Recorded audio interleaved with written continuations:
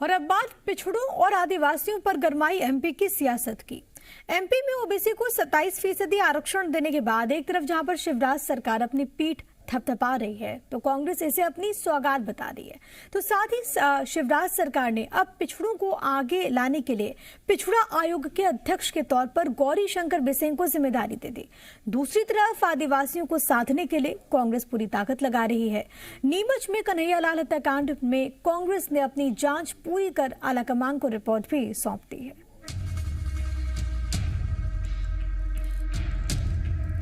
MP की सियासत इन दिनों ओबीसी और आदिवासी पर गरमाई हुई है।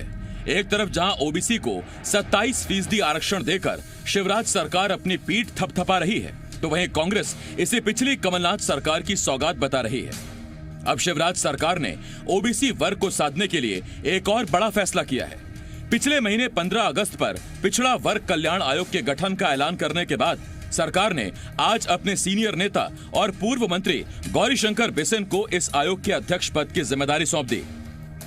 52% पिछड़ा वर्ग की जनसंख्या है। उनके शैक्षणिक विकास के लिए, उनके आर्थिक प्रगति के लिए, उनके सामाजिक उत्थान के लिए आयोग को काम करना है।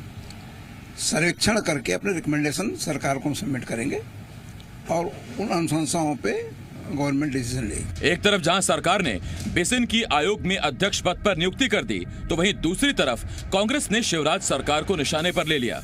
कांग्रेस का कहना है कि सरकार दिखावा कर रही है। कांग्रेस के आरोप पर सरकार की तरफ से भी जवाब आया। पहले कहा गए थे 15 साल में क्यों ये आयोग नहीं बनाए, 15 साल में क्यों आरक्षण नहीं बनाए, क्यों सिर्फ अभी सारी याद आ रही है जब कांग्रेस ने 15 महीने के अंदर लोगों को उनके अधिकारों को देने की बात करी। सिर्फ ढोल ताशे और तमाशे बजाने का काम बीजेपी कर रही है। कांग्रेस 15 महीने तो जागी नहीं, 15 महीने तो उन्होंने केवल छलावा किया। केवल कमलनाथ ने घोषणा की और खुद ही ने केस लगवाकर ये सुनिश्चित किया कि 27% पिछड़ों को आरक्षण ना मिले। एमपी की सियासत में ओबीसी और पिछड़ा वर्ग पर सियासी जंग छिड़ी है, तो वहीं दूसरी तरफ कांग्रेस नेता जेपी धनोपिया ने दावा किया है कि पिछड़ा वर्ग आयोग के अध्यक्ष तो वो हैं, इसीलिए बिसेन की ताजपोशी असंवैधानिक है।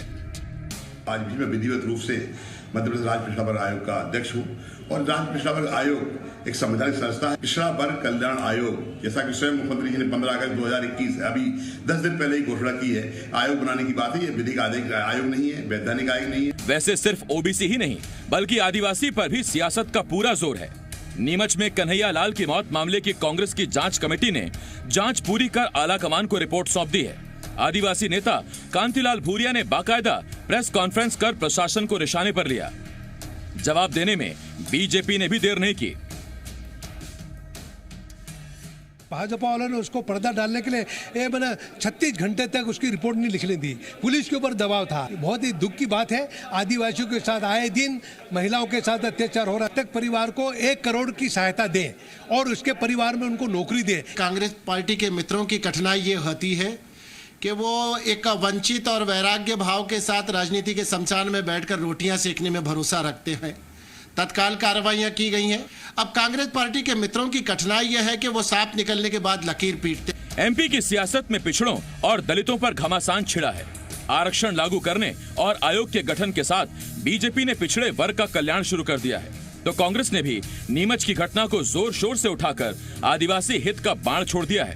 अब सवाल ये है कि पिछड़ों के वोट बटोरने की कोशिश में जुटी सियासत किसका कल्याण करती है। ब्यूरो रिपोर्ट, जी मीडिया।